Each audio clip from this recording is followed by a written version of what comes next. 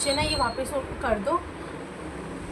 वैसे भी सांप के बच्चे हैं तो ये सांप ही होंगे, न्योले होंगे, इस तरह के ना माँ ने अल्फाज सुनाए। माँ से मुराद ये कि यानी कि जो लड़की की मामा थी। अब वो जब वो रिंगिंग हो रही थी ना दरवाजे की, तो उसका हस्बैंड बाहर ही था अपने बच्चों को जब लेने, उसने ये अल्फाज सुने, वो बहुत अंदर से टूट गया। लेकिन उसने ना अपने दिल में ठान ली थी कि अब मैं इसी की मामा को और अपनी जो है ना बीवी को दिखाऊंगा कि सांप के बच्चे नहीं है, ये कामयाब बच्चे बनेंगे। अब वो जो उसका हस्बैंड था उसने ठानी हुई थी, उसने क्या किया, अपने जो है ना दोनों बच्चों को लिया, अपने घर ले आया। बहनें जो थी अभी अनमेरिड थी, तो खैर उसने कहा कि भाई मैं अब तो जॉब पे जाया करूँगा।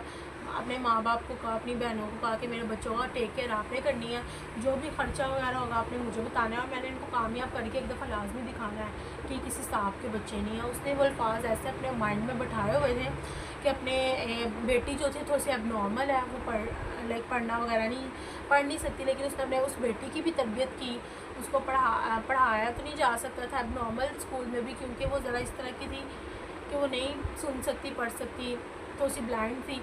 लेकिन जो लड़का था वो बिल्कुल नॉर्मल था। अब वो जो लड़का था उसे पढ़ाया, ठीक है, और FSC करवाई।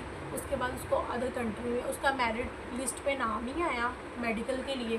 उसके फ्रेंड्स बहुत ज़्यादा अच्छे थे लड़के के, लाइक जो उसके हस्बैंड है जिनके पास बच्चे थे।